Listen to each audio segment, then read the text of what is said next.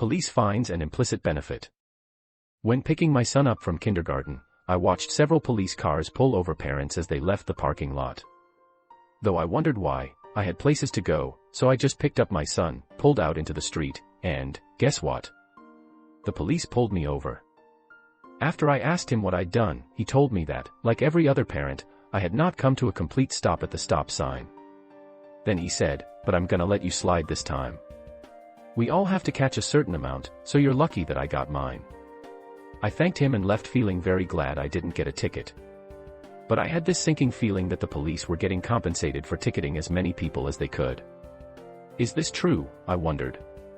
Do police officers make money from tickets? In a short answer, no. Police officers are not allowed to make money from issuing tickets. This is known as a ticket quota, whereby police officers are ordered to write a certain number of tickets per hour, resulting in some form of reward such as extra money. States such as Florida, New York, California, and Texas have taken things so far as to implement a statute forbidding this practice. However, that's not to say that it still doesn't happen in every state across the United States, including those with a statute forbidding ticket quotas. Let's take a look into this further. If police officers aren't allowed to get paid for writing tickets, why is it still happening? Just because ticket quotas are not allowed doesn't mean it is not happening. Police officers in some communities are seen as revenue agents trying to extrapolate more money from the community's citizens by finding frivolous driving infractions. The federal government issues over $600 million a year in highway safety grants that are subsidized by ticket writing. So in this example, the money from tickets is not going into the pockets of the issuing officer per se. However, officers have another personal incentive to comply with a ticket quota, their jobs. At least 20 states use ticketing to measure police performance. They are evaluated on the number of traffic stops they make per hour. Districts around the country rely on ticket revenue to pay for government services, and in some large cities, police departments need these revenues to maintain their extra-large department. Examples of state municipalities that were caught issuing ticket quotas. Valley Brook, Oklahoma. An article dated October 2021 reported that this small town of about 870 people collects nearly $1 million from traffic citations each year. This amounts to 72% of the town's total share of revenue acquired. The majority of this revenue comes from one block of roadway that is largely policed. Henderson, Louisiana. This town of about 2,000 people is situated along Interstate 10. In 2019 they collected $1.7 million in fines, which makes up about 89% of their general revenue. In this same town, police officers were arrested in 2012 for receiving cash rewards for issuing traffic citations. The investigation began in 2011 when the Office of Inspector General received complaints alleging that officers were receiving payments from the city for issuing traffic citations. It seems that they were receiving $15 for every citation they issued and were expected to write 2 tickets per hour. Oliver, Georgia. This town had about 380 residents yet received more than half its budget from fines. Drivers from the area all know about the speed trap. The Georgia Department of Public and Safety discovered that in 1 year, the Oliver Police Department wrote 132 tickets for an area where they did not have jurisdiction. Over 2 years, those tickets brought in over $40,000 in fines. Are there other ways police are motivated to write more tickets? Police may not be blatantly told to write a certain amount of tickets or else, but they often are aware of how things work. For instance, in some departments, if they want to get promoted, they know they need to meet a certain weekly or monthly quota, and if they don't, they can be demoted. This type of action was brought to light in the small town of Bracknell, Ohio, where the town's mayor's court was raising revenue through traffic tickets. An anonymous source sent reporter Caitlin Johnson an email that was between Mayor John LaCastro and Police Chief Richard Dalbo. In this email, the mayor told Chief Dalbo that revenue was down and that it would have an effect on the department's raises. Chief Dalbo forwarded this email to his officers and made some very harsh statements. After criticizing some of the officers saying they were lazy and refused to work half as hard as their peers, he stated he would look at the officers' stats and see what needs to be done to motivate those who fall short and are thus threatening all officers from getting a raise. Have officers ever spoken out about being forced to make a ticket quota? New York. Officer Sandy Gonzalez had been with the New York Police Department for 12 years.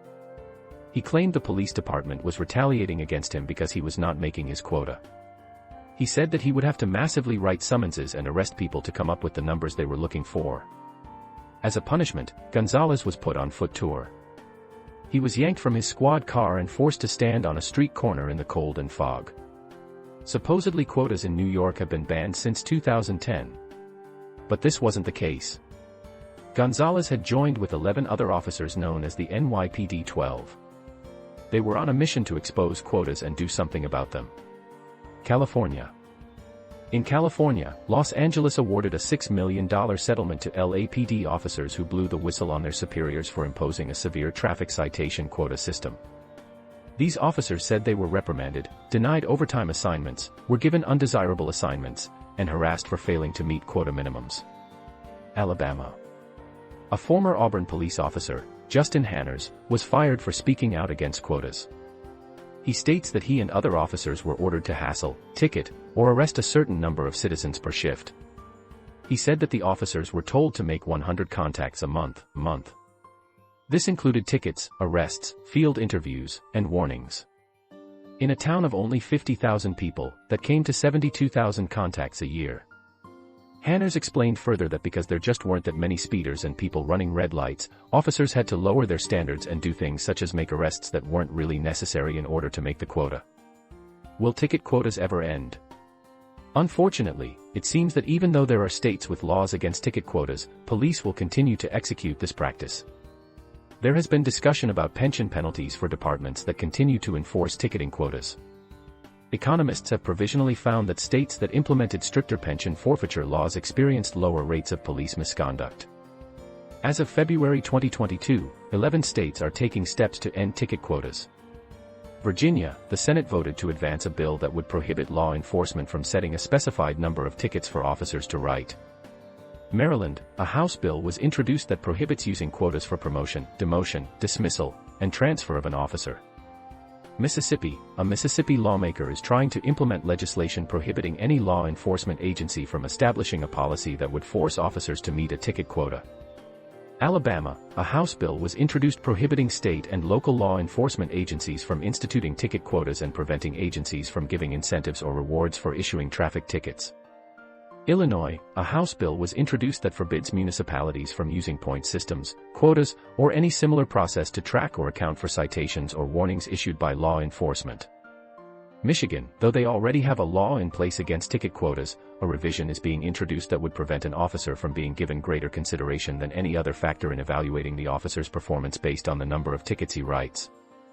Minnesota, though Minnesota law already forbids law enforcement agencies from ordering or suggesting an officer make a ticket quota, they are introducing a bill to extend the protection to include prohibiting any agency from using the number of citations an officer gave as criteria to evaluate their performance.